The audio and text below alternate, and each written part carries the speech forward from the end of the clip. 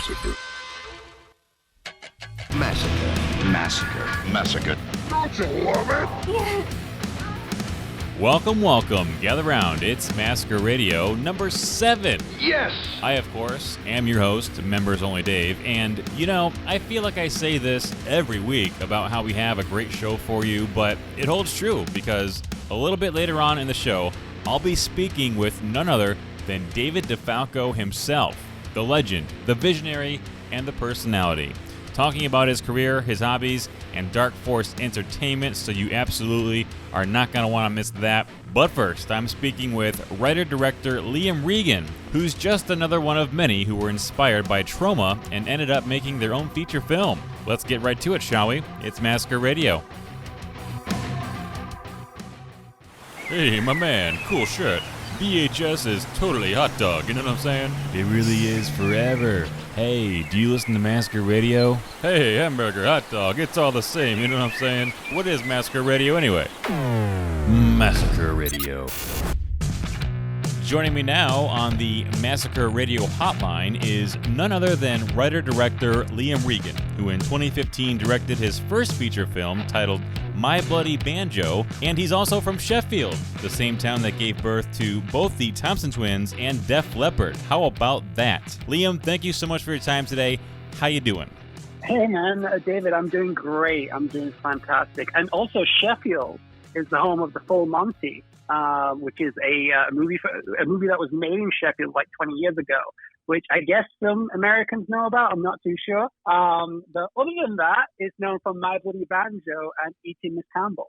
Liam, I'm just going to go ahead and cut to the chase here. You got the idea for My Bloody Banjo, and I'm reading this as written. It says, you broke your penis during sex. Is this correct? That is correct. Yeah, it was 2011. I snapped the frenulum on my penis.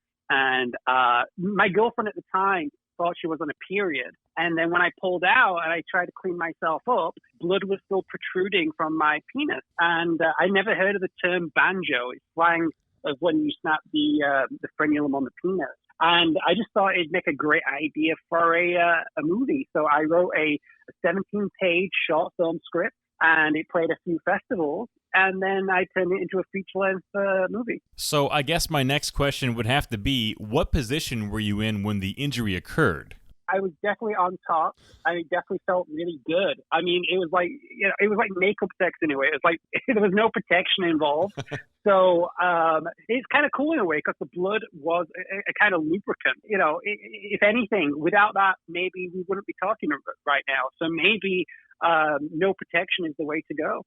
Well, who am I to argue otherwise? I think that's a great point, but I wanted to ask you about your inspiration behind filmmaking. It's well-covered ground that Toxic Avenger 2 was the first thing that really got you into wanting to make movies, but I know you've also mentioned in previous interviews that you also grew up on UK sitcoms like Bottom. What are some other UK shows you're into, sitcom or otherwise? Stuff like Father Ted and or Peep Show, perhaps? Yeah, I mean, Peep Show is great. I also grew up, there's a sitcom called Red Dwarf, which is kind of like a sci-fi comedy, which I think screened in America on PBS or something. I'm not too sure. But yeah, man, Bottom, The Young Ones. I think that kind of humor and also watching trauma movies really warped my fragile little mind. So, Liam, I'm a huge music fan, and as I mentioned in the intro, you grew up in Sheffield, not too far away from Manchester, and the first thing I think of when I hear Manchester is the term Madchester and that whole scene. Do you have a favorite band or artist from that era? Well, man, I grew up in the 2000s in a way. I was 15, 16 in late 90s, early 2000s. So I kind of miss that era of music. But Oasis is kind of cool. I think they're from Manchester. I'm not too sure. Mm-hmm. See, I was very much influenced by a lot of American artists. I loved nu metal growing up. So even though I'm from Manchester and it's a lot of music comes from that, I was listening to a lot of Yankee stuff like Limp Bizkit and Slipknot. Okay, so Liam, according to my notes here, it says you grew up watching Laserdiscs. Yeah, man. Yeah, I had to import Laserdiscs from America to watch certain films because we couldn't get them here in the UK. Did you ever have a favorite release on Laserdisc? For instance, I know for the longest time the Midnight Cowboy Criterion was only available on Laserdisc, but are there any particular releases that stick out to you or that you watched the most back in the day? Yeah, man, probably like the Romeo and Juliet Laserdisc, because it had like audio commentary, it had deleted scenes, and this was just before kind of DVD became a thing. So like there was never like this, like on VHS, you just have the movie. To have like this 12-inch kind of like record, but it's it's silver, and you got to turn it over halfway through, and there's all these special features. Yeah, I'd say like the Troma, like Tusker Avenger, Romeo and Juliet. Writer-director Liam Regan is my guest. So I want to ask you about modern-day Hollywood films. What were the last couple of blockbusters you saw in theaters, and do titles like Cocaine Bear, Oppenheimer, and Barbie even excite you? So like, yeah, no, the Hollywood mainstream movies don't really excite me much because these days they're very kind of sterilized and they're made by committee, and to me, the more money you put in something, the less interesting it becomes. However, I have seen Barbie and Oppenheimer, and I really like Oppenheimer. I think Nolan's a good director, but mainstream cinema in a way, it does nothing for me. So I gotta ask, since you mentioned it and you have seen Barbie, what were your thoughts on it? I kind of thought the only two things it really had going for it were the production design and the performances from the supporting actors, i.e. Kate McKinnon, Will Ferrell. But how did you see it?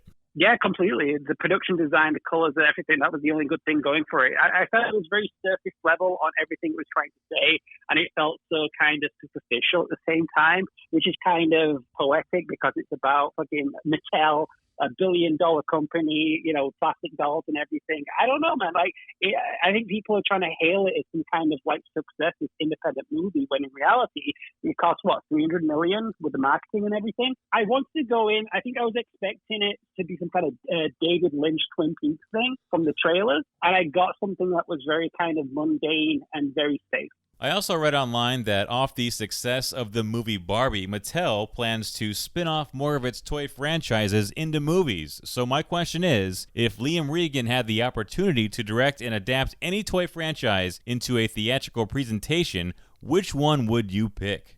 Oh, wow, shit, a toy franchise. I don't know. I'd love to do a Mr. Potato Head. Oh, shit, no, they did Toy Story. Okay, maybe not Mr. Potato Head.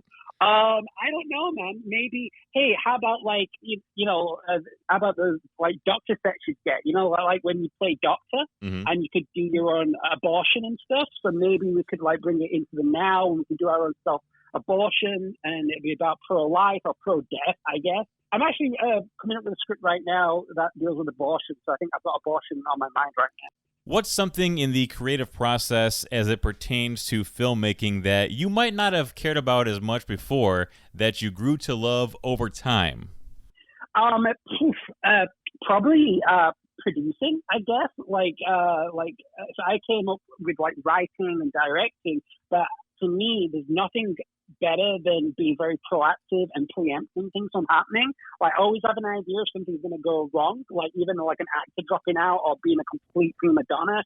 To have someone that can replace them is so liberating at the time, because if not, then it feels like they've got the advantage over you. So to me, just as a filmmaker, pre-production is like king in everything. I wanted to ask you a question as it pertains to the writing process. Let's say you get what they call in the biz as writer's block or what have you. How do you push through and keep on going? Because I know when I spoke with Ted Nicolau about his rewrite on Assault of the Killer Bimbos, he said he smoked a bunch of pot and kept going. But what works for you? Masturbation usually works for me, but apart from masturbation, just outlining the movie. Like, just kind of, to me, I give myself like 12 scenes per act, and I just try like write a slug life like each kind of scene, and then just take a break from it as well, man. Just kind of like watch other movies and just kind of, I don't know. Yeah, you know what? Sometimes I just sit on the toilet, and by sitting on the toilet, ideas come. So yeah, sit on the toilet. So tell me, what is your ultimate goal as it pertains to filmmaking? Are you working to eventually become a working director, producer? And where do you see your filmmaking career within the next, say, 10 years or so? I mean, I'd still love to be producing, writing, directing independently.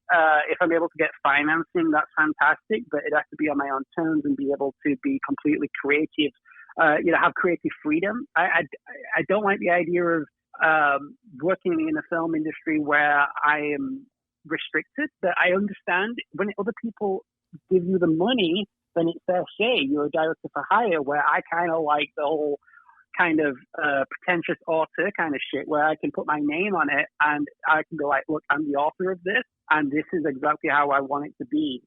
So I don't know, if I can keep doing the same thing I'm doing right now, I'd be very happy. How realistic is a sequel to My Bloody Banjo or any of the films you've made? I know in the past you've said you'd love to do a sequel or possibly turn it into a franchise or trilogy. Is that something that you are still considering? I've just made a sequel. It came out last year called Eating Miss Campbell, and that is it's not a direct sequel to My Bloody Banjo. It's more of a spiritual sequel. So that premiered in London, Leicester Square, and it played, it had a run in LA, and it's had a run in New York and New Jersey, etc. So that should be coming out on Blu-ray later on this year. But yeah, that is a spiritual sequel. And this abortion idea I'm kind of cooking up. I think I'm going to cap off the trilogy, the Banjo trilogy. So yeah. Yeah, and I see that the Eating Miss Campbell Blu-ray is coming out soon here, but what else can the good folks at home and around the world look forward to out of your camp in the coming months? Yeah, well, I'm also refusefilms.com.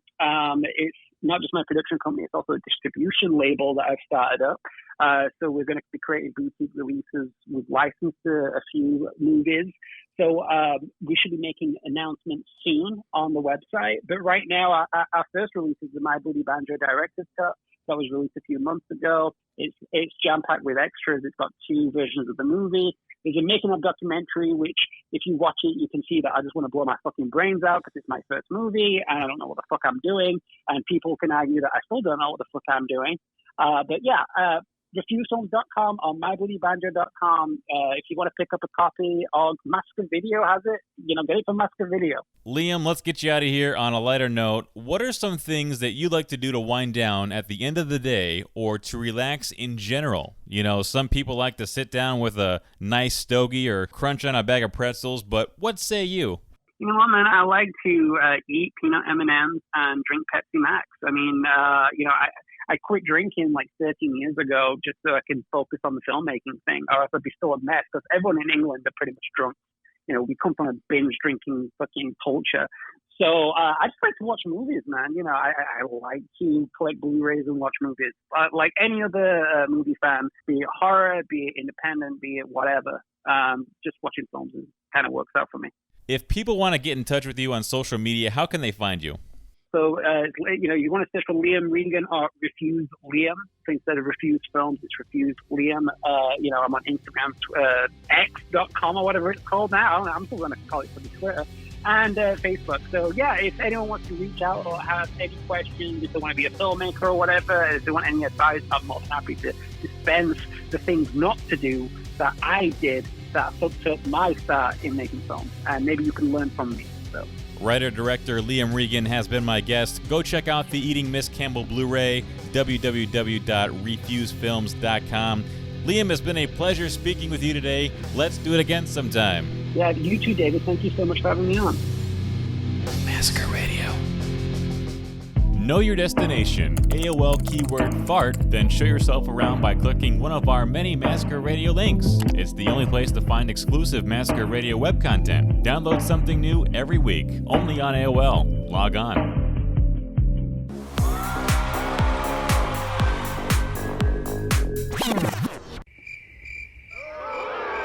Oh man, this guy stinks. Wait, what? No.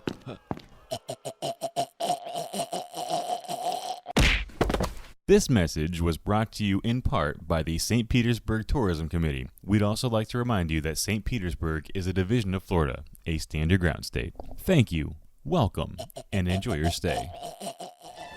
Your entree, madam. What is that anyway? It appears less than grotesque, absolutely maddening. It's what she ordered. Here, have a bite. Well? It's not at all what I thought it would be. Massacre Radio. Have a bite. Delightful. And now, as promised, it's an honor to introduce my next guest. You know him from his work in the shot-on-video classic Heavy Metal Massacre, as well as his film Chaos. And currently, he's been restoring and releasing films on Blu-ray with Dark Force Entertainment. David DeFalco is my guest. David, thanks for your time today. How are things in your corner of the globe? It's been busy, man, because now, I'm not directing movies anymore, but I have Dark Force Entertainment, so we're putting out, all kinds of different movies, physical media, and, streaming, just like these other labels. So it's a lot of work. I want to try and start from the beginning here, if we can. You grew up in the 70s and the better part of the 1980s. What are some of your influences that got you into wanting to be a part of making movies in the first place? What was the first thing you watched that made you say to yourself, I want to do that? Well, I was obsessed with horror movies ever since I was probably like 5 years old, believe it or not, which, probably comes as no surprise to anybody. And I really loved the drive-ins because I lived on the East Coast, and I was going, my parents, mostly my mother, would take us to the drive-ins when I was a little kid, me and my brother. So I was seeing like brutal movies like, Last House on the Left, Texas Chainsaw Massacre when I was like, a real young kid, and I was like kind of enthralled with it. And I never really thought of having, because in the East Coast you don't think about making movies or Hollywood or anything like that, because that's like a pipe dream, you know what I mean? So the way it all evolved, pretty crazy story. Now, I couldn't have you on the show without asking you about Heavy Metal Massacre. Looking back, do you have any regrets as it pertains to the movie or anything you might have done differently perhaps? There's a lot of, misinformation about that thing. And, that's another whole story onto itself. But, basically what I can say about that is nobody knew what they were doing. And, we just kind of wanted to make something that, everybody was really young and wanted to make something, make a horror movie with a heavy metal theme because, when that was made, in the late 80s, that was, heavy metal was huge.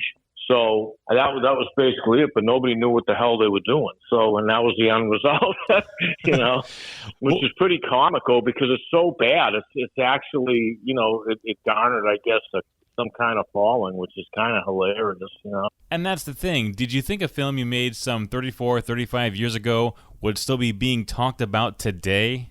Wait a minute, I'm trying to, what year is 20, let me see, that was made, because that was the other thing, like a lot of people don't even know when it was actually made, because it was actually, let me think, that was made in, I think it was made in like in 89, wasn't it? Or what was the supposed year it was made? 1989 by most all accounts, yes. It was never officially released. That's the thing. It never had a release because we tried to submit it to a few that, obviously they laughed. We sent it to Trauma and but now we laugh at Trauma because this stuff's garbage, so compared to the stuff I ended up making, you know what I mean? Now, I also wanted to touch on your film Chaos and the comments made by one Roger Ebert about the film. In short, he said, don't make the mistake of thinking it's only a horror film or a slasher film. It's an exercise in heartless cruelty and it ends with careless brutality. Now, I can't help but feel like maybe coming from a guy like Roger Ebert, a comment like that would seem like a compliment to some degree. Looking back, though, do you have any lasting resentment over the whole thing, and how did that experience help you deal with criticism of your films going forward? Ebert, may you rest in peace. He actually did the movie a great service. Because of him, it has this little niche, you know what I mean? So it's got its little place in cinema history because of him. But unfortunately, that movie, if the right, studios had gotten behind it, which they could have, that could have been a huge horror movie. So the only resentment I have is it was robbed of being what, it really should have been. Because, at the time it was so brutal that everybody that saw it was like, we can't release this. The backlash will be horrendous. But they complimented it. They said it's unbelievable for what it is. But they felt that it would have been such a huge backlash that we couldn't get anybody to go with it. Although, ironically, that movie allowed me to get in with a lot of big groups of people that became fans of it, most specifically some of the WWE superstars. And that's how I ended up meeting Dave Bautista. He actually watched the movie, really was impressed by it, really liked it, was blown away by it. And he he had no interest in getting in the movie business at all at the time. He was the WWE heavyweight champion. He had been approached to do movies, but he really wasn't interested. And when he saw that, I had talked him into, I said, hey man, you got a great look and, you should give it a shot. And he said, yeah, okay. And I ended up writing, producing, and directing his first movie, which was distributed through Lionsgate. And then after that, I introduced him to Ted Field, who was he's a huge A-level producer that discovered Vin Diesel, basically. And I brought him to his office in Westwood, and we had a huge meeting. I'll never forget it to this day. Dave's manager, who's one of my best friends, was there, Jonathan Meisner. And Ted was like, listen, man, you should keep working with Dave, and referring to me. And he said, Wrong Side was cool, what you did in that. And he said, maybe one day I'll put you, once you've got more experience on these smaller movies. He said he would put him in a big movie. And lo and behold, several years later, he did. He put him in the Riddick movie. And then Dave that got him into the Gersh agency, which got him the audition for Guardians of the Galaxy, which was a pure miracle. He ended up getting that. And that was the biggest movie of I believe it was 2015. And now, he's a pretty big name in Hollywood. I also heard through the Olive Branch that you're friends with one of the most iconic stand-up comedians ever, Andrew Dice Clay. What's it like being friends with the Dice Man, and how far back do you guys actually go? I met him when I put him in two movies. Basically, it was over 20 years ago when everybody was a lot younger. But I put him in two movies, the first two big action movies I did, which was Whatever It Takes and Point Doom. And just, we've become friends ever since. And I bump into him a lot, and I have his number. I've hung out with him. He's had me over to his house, and when he lived in Beverly Hills. And, he had an awesome club room he made in there. He doesn't have that house anymore. But, I've known him for years. I also know you're a wristwatch guy, David. What's the importance of an elegant timepiece? Yeah, I got into the diamond jewelry, and ironically, it's funny because when I was really young in my early 20s making movies, if anybody ever said, there'd be a day when you'd be wearing custom diamond jewelry, I'd be like, no way. Because I was never into it when I was really young. But then when I met these wrestlers and I saw they had the cool Rolexes, and some of these, UFC guys were all iced out. And I thought, I got into the bodybuilding and took that to a pretty, level that I was pretty content with. And then I thought, man, that could be the icing on the cake. And then I just kind of got, bling fever and just kept buying it. And that stuff, crazy expensive. These rap guys spend millions of dollars on that stuff. It's insane, So there was a time when I got a bracelet, this big, thick bracelet, 14 karat white gold, and that's way over 100,000. But like I said, you can spend, the sky's the limit on that stuff. I got some rings and everything, but then I got sidetracked once again by something else that caught my fancy, and all my money kind of went in that direction. And from one material item to another, David, it's my understanding that these days you drive a purple Lamborghini, which does 0 to 60 in 2.5 seconds. Not bad. What are some of the things you do while driving in the purple Lambo to flex on others? And tell us about some of the other supercars you've owned throughout the years. Basically, it was only recently that I started getting into those, and I always wanted a Lamborghini, within the last, I would say 10 years, but it started, there's so much money, I kind of worked my way up to them. I started with a Bentley, which was cool because it was the sport version. That thing got a lot of attention. It was a beautiful white car and red interior. Then I got the McLaren Spider, which was badass. McLarens are awesome. I mean, it was $250,000, which, was a decent amount of money. They even go higher, obviously. But I always had my sights set on, the Lamborghinis, which to me were the best of the best. The thing was, at the time, I go to this one dealer in Beverly Hills, and I had purple braided hair. And the guy my sales guy is a really cool guy there. He said, man, this purple one is you. And I said, well, what's the deal with that? And they said, well, it's not for sale. Because it was new, but it was a factory demo. is they had like all these huge upgrades on it, and they were using it like, for people that came in and were considering buying it, they were using that as we'll take this for a ride and see what you think. I'm like, wow. But he said, you know what, though? I'm going to go talk to the owners because this car like fits you to a T. And he came back and he said, you know what? They said that sells me. I'm like, oh, great. But the thing is, like, I traded the McLaren and the Bentley and had to still come up with a huge, that's how much piece of cash, that's how much money this thing was. Talk about some of the attention one gets when driving around in such an automobile.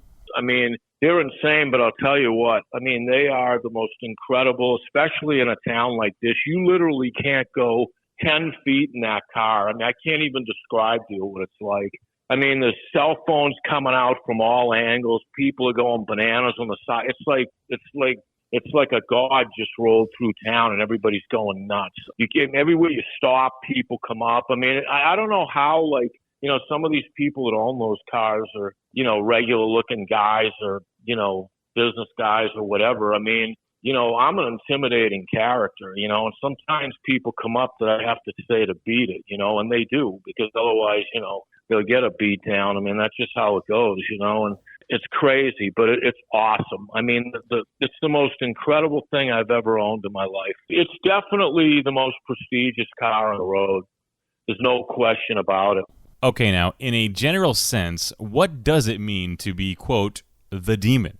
I mean, the whole demon thing came out of when we did Chaos and, the fact that I had gone into it as one type of guy and came out of it another, because that movie, to me conjured up the real dark forces, and it's just figuring out like the energies that exist and tapping into them, because the more you understand about things we don't know about, I've been able to figure out some pretty amazing things, and that way I've used that in my own life to have things happen the way they do. It's kind of hard to even explain, but there are a lot of people, they go through life and they don't even think about certain things that I've kind of tapped into, and that's why they may be in the situations they're in, but there's so much more out there that we don't know about, and then the more you try to figure it out, the more you can enhance your stay, while you're alive here, which isn't for a very long time,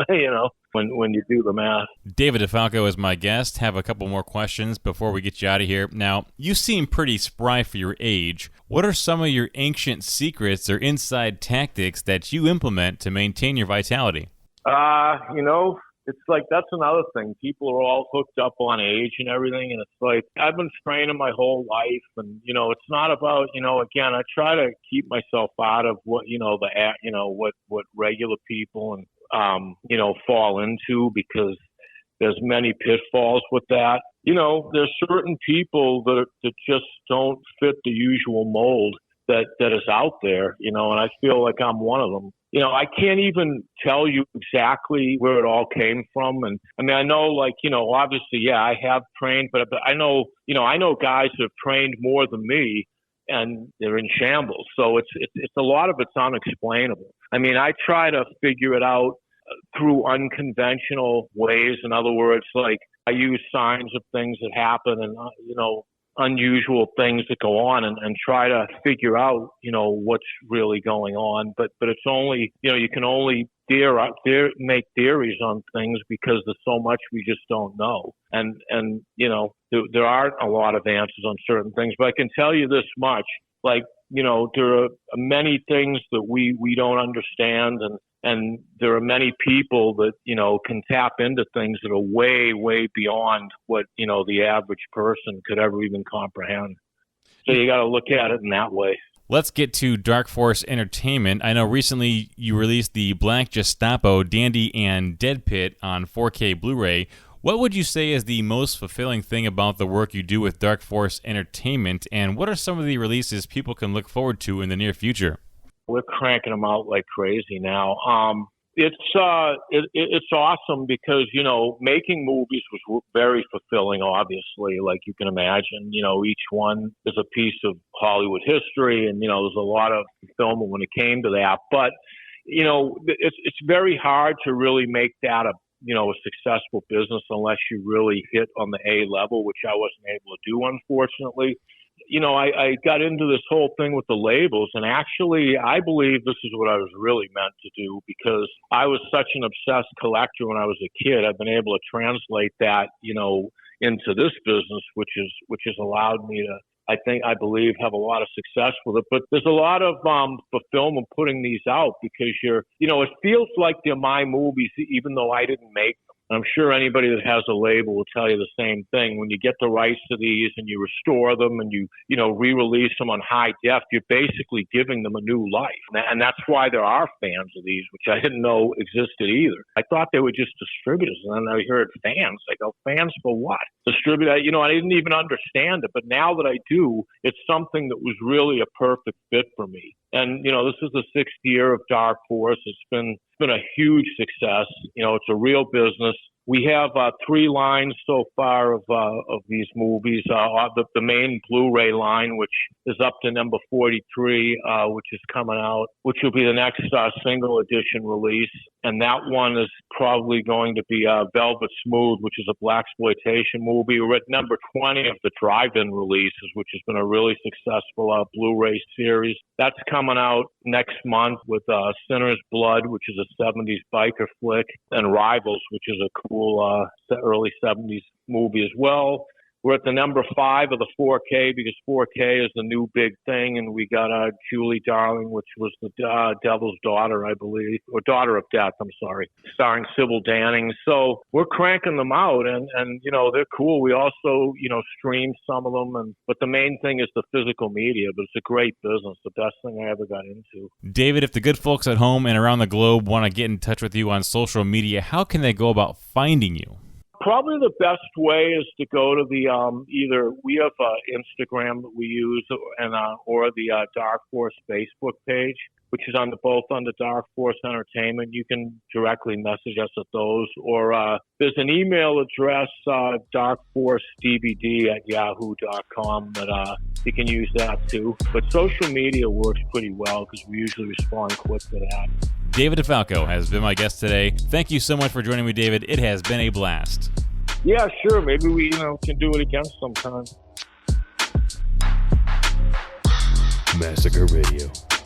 Hey, so that about does it for episode number 7. Thanks again to all my guests, Liam Regan and David DeFalco. I have been your host, Membersonly Dave, saying thank you for listening, and I'll talk at you next week.